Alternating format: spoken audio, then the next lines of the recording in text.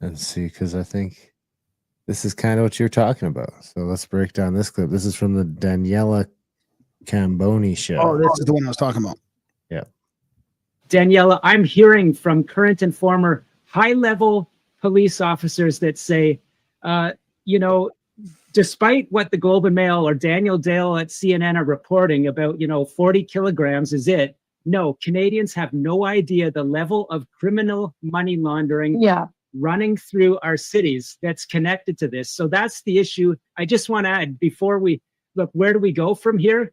What Mark is saying about a hurricane, that hurricane is going to hit us with 25% or more if we don't put a real fentanyl czar in place. That is someone with credibility, that the US government, look, they're not going to be fooled if you put a Justin Trudeau office lackey in that position.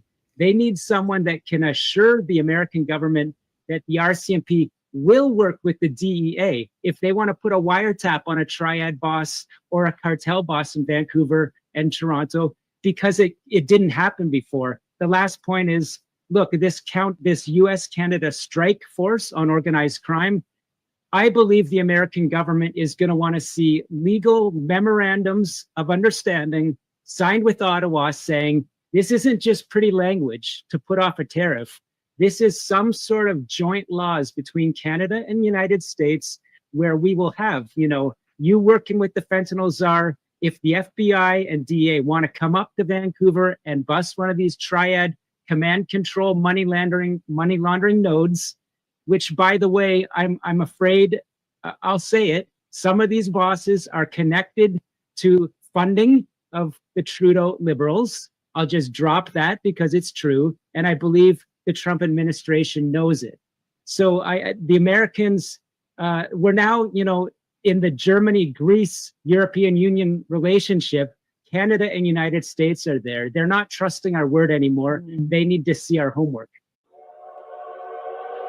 You know what? That really made me think of how difficult it must be, right, when it comes to this kind of stuff, when the laws and the crime, the way we handle crime is so different between us and the States. And how can they follow up with some of these things and make the busts? Yeah, exactly. Do you have anything on the czar himself? I don't have anything on the czar himself. I do have another little bit here from our buddy Steve Pinwasi. Like, he asked him to come on the show, but I think I'm a bit much for him. And he's an Indian dude too, I think, or something. So that's probably not helping my chances. Yeah. I have a new chief. In other news, now I'm a new chief. I think his name is Leon, maybe. I just found out today. I texted the old chief, and he's like, "I'm not the chief anymore. You got to get a hold of Merle, Chief Merle." Nice. Anyway, folks in Canada, you'll be like, "Hey, Chief Merle, I'm the most censored Indian cowboy in Canada." Oh, I just sort of just like to keep it vague. Folks in Canada keep explaining to me that we don't have USA-like crime. It's true. Here's a brief list of the USA crime that never happens in Canada. So in USA, their anti-money laundering and law enforcement budgets are soaring to deal with crime. In Canada, we're so confident that there's no laundering that politicians confidently slash the budget. The BC Liberal government shuts down RCMP unit after mobster bought stake in BC casino.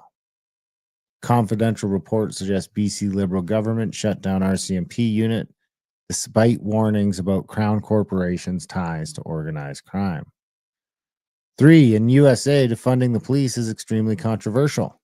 In Canada, we don't hesitate. Ontario immediately cut its financial crimes unit. This is from the Star. The RCMP is shutting down its financial crimes unit in Ontario. Here's why former top Mounties say it's a mistake. As alarm over money laundering increases, specialist investigators in financial crime will be reassigned to national security and organized crime units. This is from the January 15th, 2020. In America, they struggle to find kingpin money launderers. In Canada, our police know exactly where they are. Name another country where its former head of domestic intelligence is friends with a transnational money laundering kingpin. So here they have a picture. This is from Global News. From Global News. So alleged RCMP mole accused of selling secrets to kingpin money launderer. Blah blah blah. 5. In America, you struggle with intelligent leaks, and your unruly spies are always causing trouble and fleeing abroad to avoid life in jail. In Canada, our spies become model prisoners and get released within 5 years of committing treason. Jeffrey Delisle. I wonder if he's related to Kyle. In America, you struggle to prosecute money laundering cases and spend millions in the process. In Canada, we just keep some gift cards and jewelry seized and forget about the 220 million a year laundering allegations. Yeah, So that's a great threat. BC reaches forfeiture agreement in alleged $220 million a year money laundering scheme. The province will keep more than 1.2 million in money, casino chips, gift cards, and how much of this do you think got just skimmed right off the top? And personal property, like what? His guns, his porno, his cars, including jewelry, all of which was seized in 2015. 7. In America, you have so many people convicted of human trafficking. In Canada, our courts are just filled with traffic tickets. Heck, we don't even make time for that kind of stuff. This is a Greater Toronto Area man has human trafficking charges tossed over chronic Toronto judge shortage for the second time this year. I mean, it's unfathomable. It really is. The case is the Shouldn't that just latest. be priority over anything.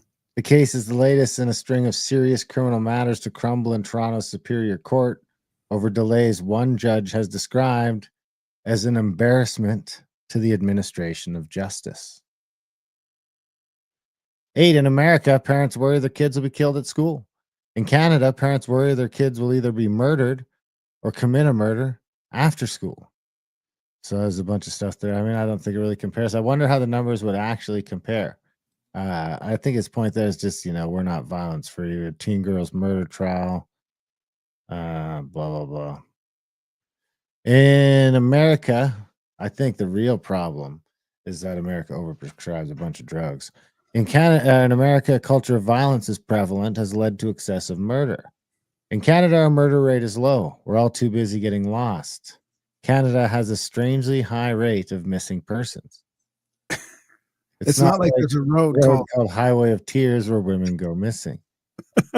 So Vancouver Sun, why these women are building a database of 12,000 missing and murdered people in Canada.